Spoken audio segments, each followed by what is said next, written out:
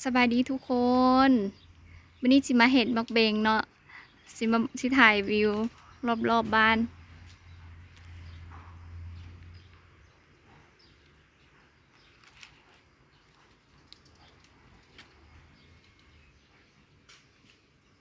บรรยากาศต้นสวยก็จะประมาณนี้ทุกคนวันนี้ก็ไม่เห็นบักเบงกับน้องสาว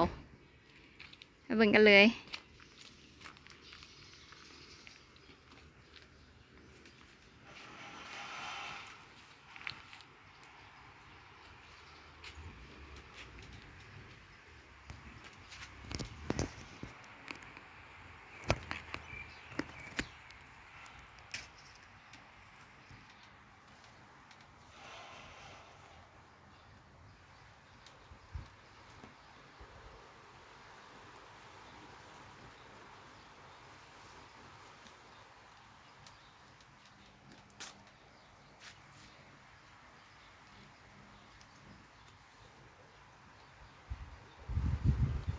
ทุกคนบักเบงก็สิประมาณนี้เด้อ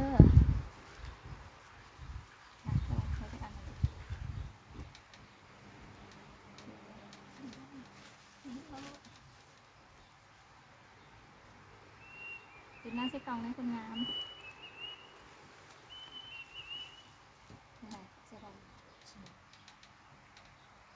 เดี๋ยวมีฟังเสียงแบบนี้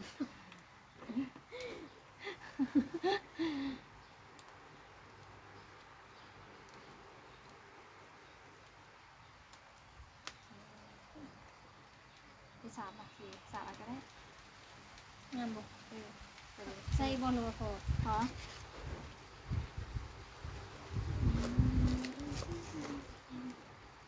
ทุกคนเห็นบักเบงก็สิประมาณนี้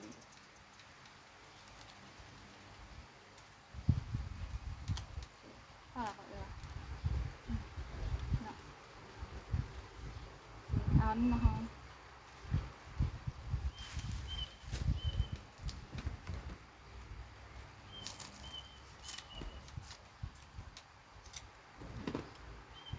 พี่เด้อทุกคนเบ่งน้อยเบ่งภาษา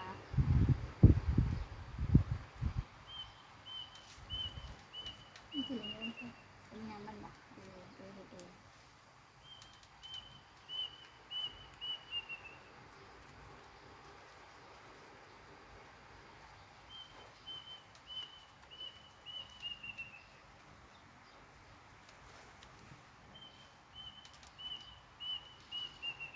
เทียนะ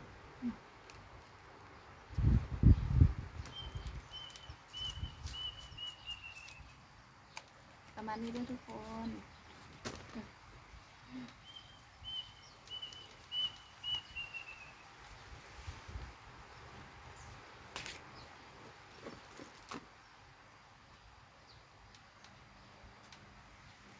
สลากเก็บดอกไม้เอ้ยนะ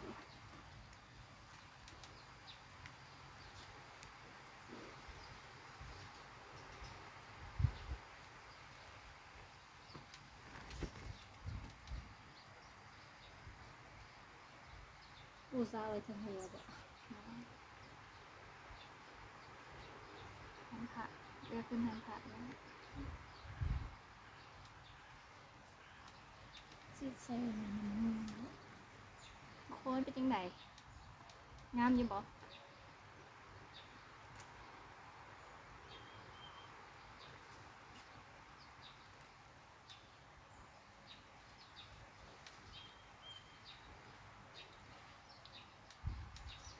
เนาะ ชอบคำว่าปูใช่ไหม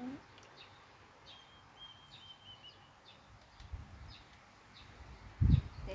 สลากเขาเอ้ยงาม ไม่ใส่ปูกับตัวนี้ค่ะ ในโพดว่าทุกคนจะประมาณนี้เนาะ ตัดมาลดสนะ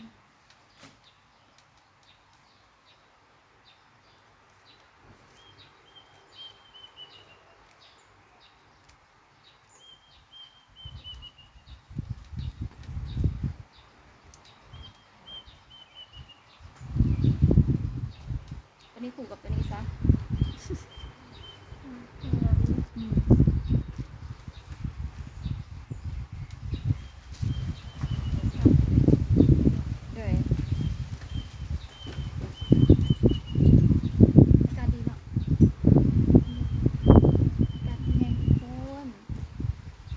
ไม่เห็นมักเบ่งมื้อนี้ก็สิประมาณนี้เด้อทุกคนเห็นได้หลายคู่เลย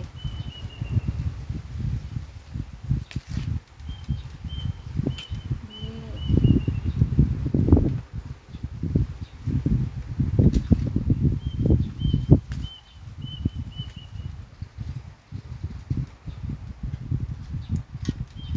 เป็นจังไดทุกคนพอได้เข้าวัดเข้าวาดำเข้าได้อยู่บ่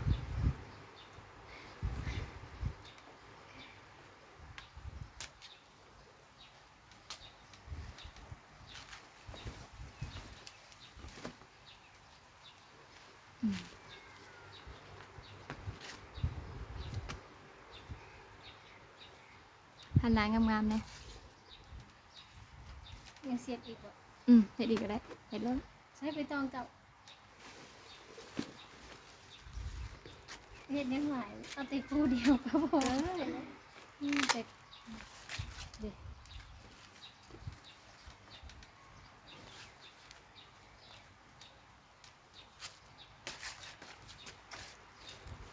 ไอ้ถ้าไม่กินตะเกียบมันนี่พอละมึงเบง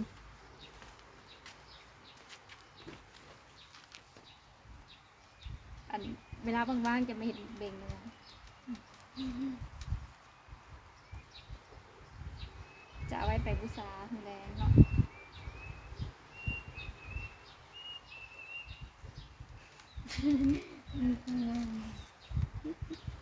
เป็นไผมาเนาะ ไอซีพรมาเสียงนั่นที่บอกซีพรบอกว่าสิมาเสียงนั่น ตลกกระดานในตารางอะ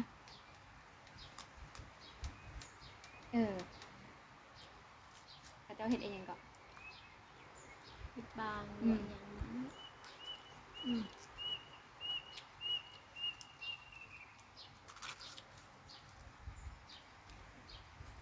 เห็ดบาง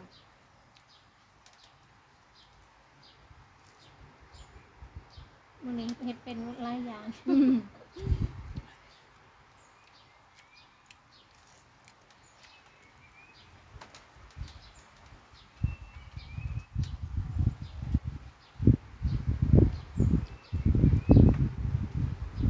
นี่มือเดียวเห็ดเป็ดมาละลายอย่างเนาะเป็นเป็ดข้างในนะ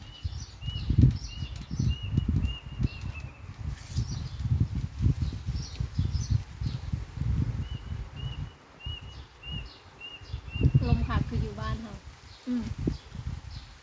อยู่ไม่ยากเพราะนี่มันอยู่เจนี่ก็เฮงเย็นกว่าให้อยู่นี่อีก ตัวเห็ดบางเห็ดยังไงก็เห็ดบางแบบนี้นะเห็ดแบบ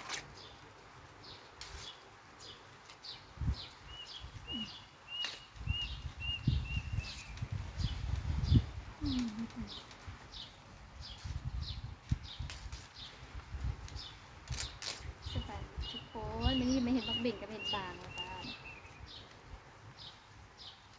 จีบอก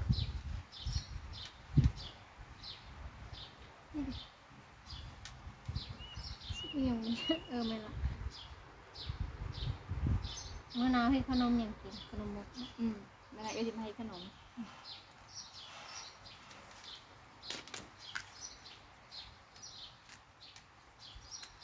เย่